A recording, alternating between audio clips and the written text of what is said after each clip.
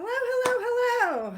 I hope that I have the live set up properly. I'm going to, let's see, we're there. And all right, I think we are live. So if anyone is there, if you will just send me your name and where you're there from, I'd really love to know there's someone out there listening. um, and I'm very excited to be with you all today with the Menopause Support Group. My name is Dr. Manon Fielding, and I am talking on behalf of my company, Holistic Strategies for Eternal Youth, Menopause, and Beyond. And I'm here to talk today about what we can do when you're not able to take hormones or you choose not to take hormones, and or maybe transitioning off of them, like you've been on them and you want to now get off. So one thing that I've learned is that we don't want to be on, even if you're on the HRT or BHRT, you don't want to be on it longer than 5 years. That's what the research shows. That is kind of the length of time before potential problems set in. And many of you don't actually even need to be on it. I know that you have a lot of symptoms, and this may have helped, but in the long run, we want to see what it is that may have caused us to have the extreme symptoms, because extreme symptoms is an indicator that there is some imbalance in the body. And it's not just hormones. I mean, hormones is kind of the end point, but you may have deficiencies that have not allowed your body to actually create what you needed to create those hormones, because you have other organs like the adrenal gland, the thyroid. You have other hormonal organs, and even your own fatty tissue and your skin can create estrogen. And sometimes we actually have an overload of estrogen, and when you take estrogen, it may calm down some of your symptoms, but it doesn't always get rid of the underlying problem. So that's kind of what I wanted to talk to today, because it's not just about the short-term issues. And yes, we do want to address those. I'm not putting that down at all, because it's very important. But we want to have long-term health and well-being. And I looked up the definition of health according to the World Health Organization. Health is a state of complete physical, mental, and social well-being, not merely the absence of disease or infirmity. So it's not really okay just to deal with the symptoms. We want to be better than that. We want to be optimally healthy. And the other thing about aging is that when women get older, they have a longer period of ill health. They live longer, but they have a longer period of ill health compared to men. Men die quicker, die earlier, and quicker. So the idea that we want to promote is healthy aging, so that you're at your best as long as you possibly can be.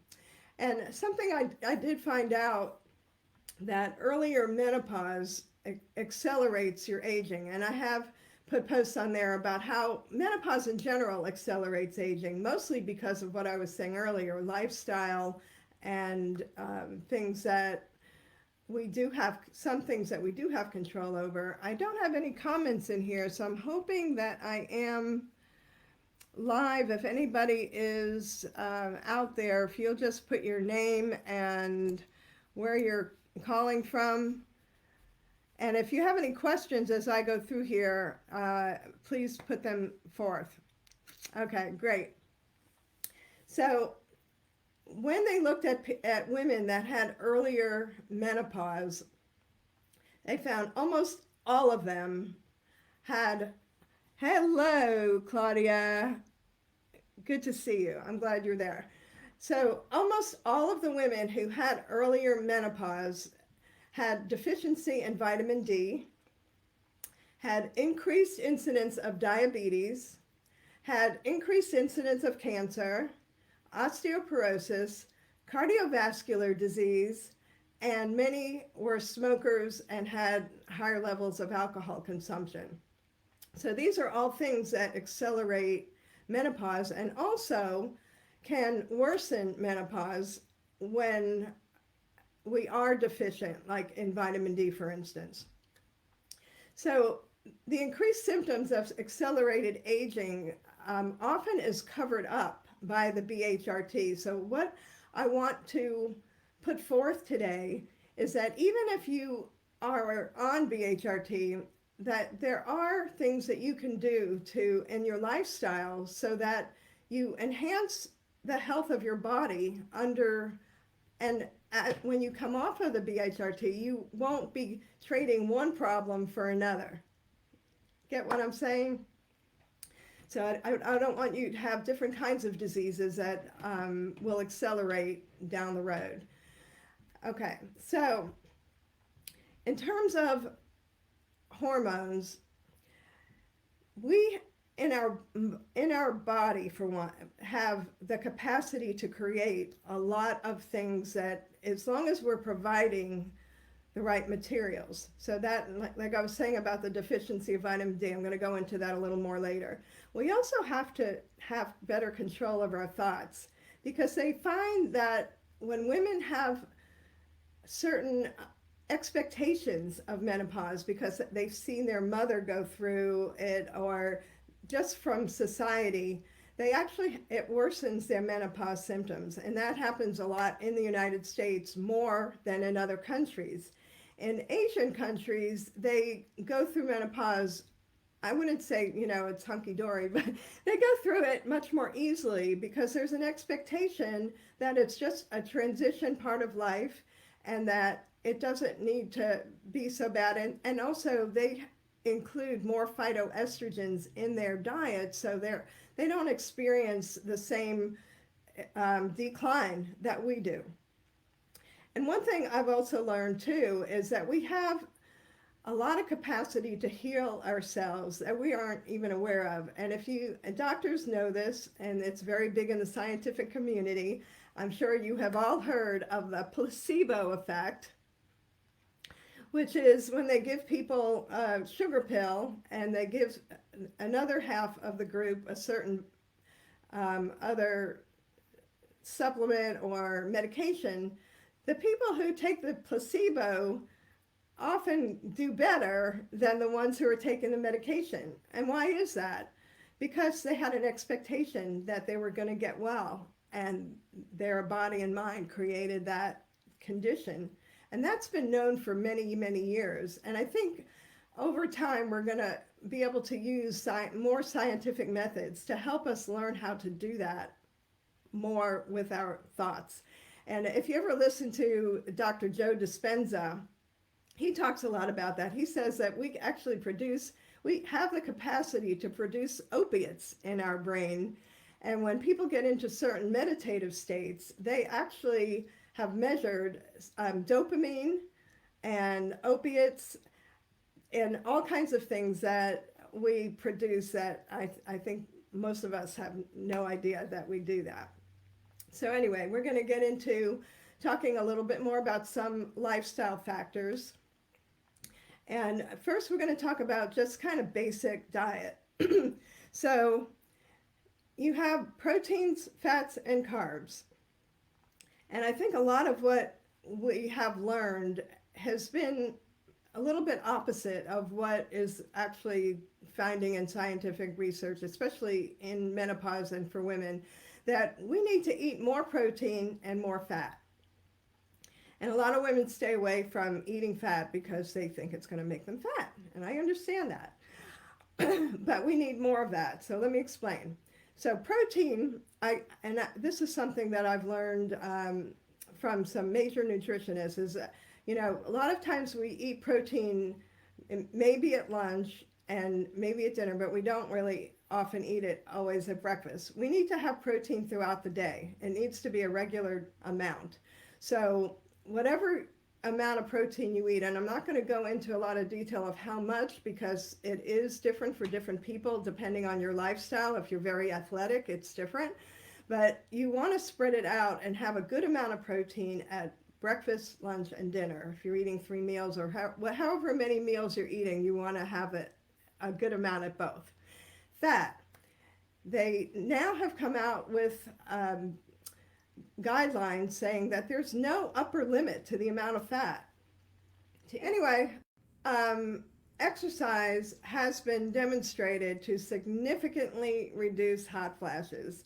So like I was saying, doing the aerobic exercise and doing some resistance exercise, and it has a tremendous effect in reducing the incidence of breast cancer. So if you are on HRT, then you want to make sure that you are doing exercise and being in that cancer preventive mode. What about stress reduction? That's another very important way of improving your hormone. And that could include anything from journaling, meditation, EFT, heart math, and these are all part of the program that we teach in our program. So there are many different ways of reducing stress, and that actually does help make your hormone balance significantly improved. Trauma. Trauma seems to have a profound effect on hormones because it affects your thoughts. And like I was saying earlier, the way you perceive things is how your body's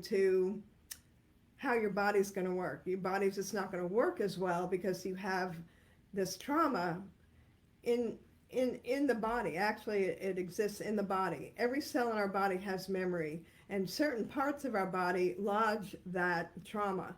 And if you do a body scan, which is something that we teach in our program, you'll feel heaviness in different parts of your body, and those are areas where trauma has lodged, and we work on clearing that out. So that's another element. And thyroid. Okay, that's like another whole topic. I'm not going to get into it, but when you take estrogen beyond the need of your body, you're actually shutting down your thyroid. There's this whole feedback loop that happens when you're overestrogenized, and it's called estrogen dominance. And that is one of the reasons why if you're on HRT for too long or it's too much estrogen for you, you'll continue to have different kinds of symptoms like sleep symptoms or different kind of symptoms.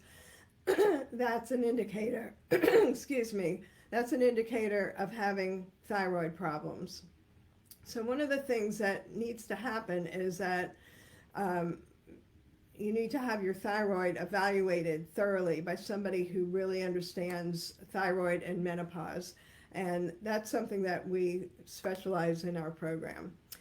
Then there's, I did want to mention about the micronized progesterone complex, because it is a type of progesterone that's maybe a little different than what you may have been on before, and it is a much higher percentage of progesterone. It also is about 100% absorbable, that you put inside your mouth and absorb into your body.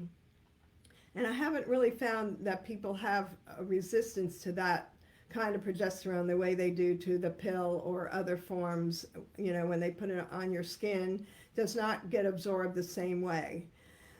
So the form that we use helps reduce hot flashes, joint pain, protects against stress and anxiety, helps you lose water weight, protects against Hashimoto's, thyroid, and estrogen dominance, and a lot more. Anyway, restful sleep. So that in combination with other parts of our program can really make a very significant difference in terms of doing a non-hormonal type of program. In addition to that, there's also phytoestrogens if you find that you still need some kind of estrogen. And I've had a lot of people ask me about this.